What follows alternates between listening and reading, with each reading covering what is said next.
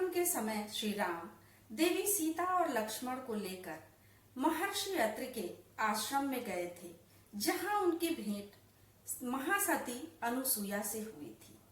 महासती अनुसुईया ने देवी सीता को कुछ वस्त्र और आभूषण भेंट किए थे, जो उन्हें उपहार स्वरूप देवी देवताओं से प्राप्त हुए थे। अनुसुईया जी ने सीता जी को सतीत्व धर्म की शिक्षा भी दी थी। तो ऐसी महासती अनुसुईया की गाथा मैंने आपके समक्ष प्रस्तुत की थी। आज मैं देवी सावित्री की कहानी को आपके समक्ष प्रस्तुत कर रही हूँ। मद्र देश के राजा अश्वपति की कोई भी संतान नहीं थी। उन्होंने 18 वर्षों तक देवी सावित्री की उपासना की और उनके वरदान के स्वरूप जब उन्हें कन्या की प्राप्ति हुई तो उन्होंने उनका नाम सावित्री रखा।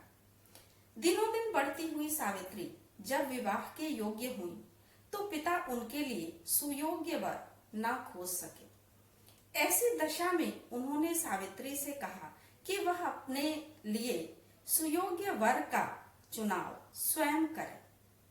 उन्होंने सैनिकों के साथ सावित्री को भेज दिया। एक एक स्थान पर घूमती हुई सावित्री एक ऐसी जगह पहुंची जहां उन्हें अपने लिए सुयोग्य वर की प्राप्ति हुई।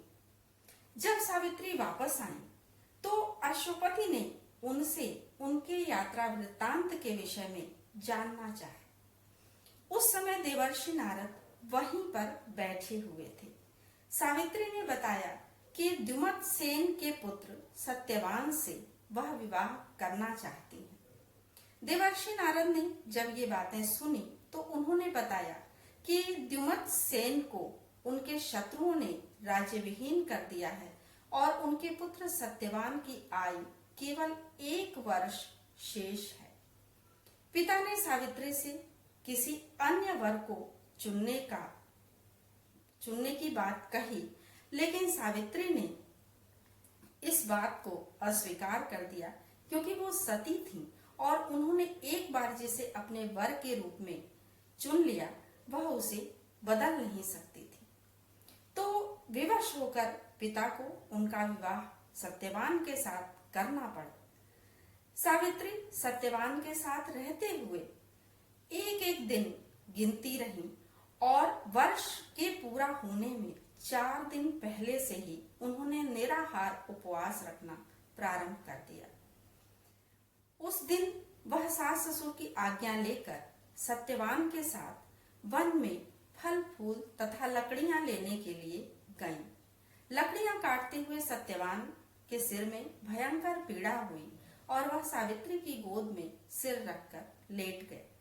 ऐसे समय में सावित्री ने देखा कि लाल वस्त्रों में यमराज जो है सत्यवान के प्राण लेने के लिए आ गए।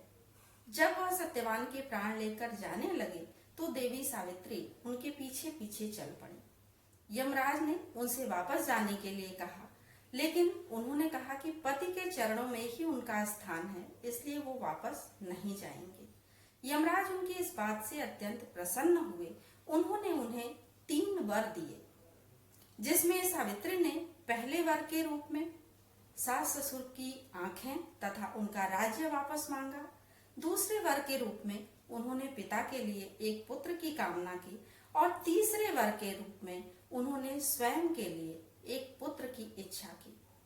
यमराज ने तथास्तु कहा और चल पड़े। ऐसे में जब उन्होंने देखा कि सावित्री पुनः उनके पीछे आ रही हैं, तब उन्होंने इसका कारण पूछा।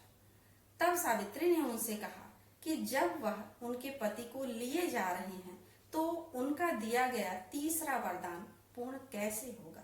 सत्यवान की आयु अगर नहीं है तो उन्हें पुत्र की प्राप्ति कैसे होगी। यमराज वचन दे चुके थे, इसलिए सत्यवान के प्राण लौटाने पड़े। तो सावित्री ने अपने पति के प्राणों को यमराज से वापस ले लिया। आज के समय में वो हम सब की आदर्श हैं। हम उनकी पूजा अर्चना करते हैं और ज्येष्ठ महीने में पूर्णिमा और अमावस्या को वट सावित्री का व्रत उपवास और पूजा अर्चना की जाती है। तो ये थी हमारी सती साध्वी सावित्री, जिनके चरित्र से हम बहुत कुछ सीखते हैं।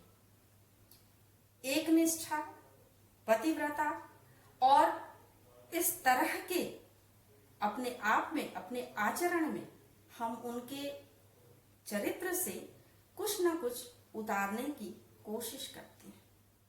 तो आज के लिए बस इतना ही। कल मैं किसी अन्य सती की चर्चा लेकर पुनः उपस्थित हूँ।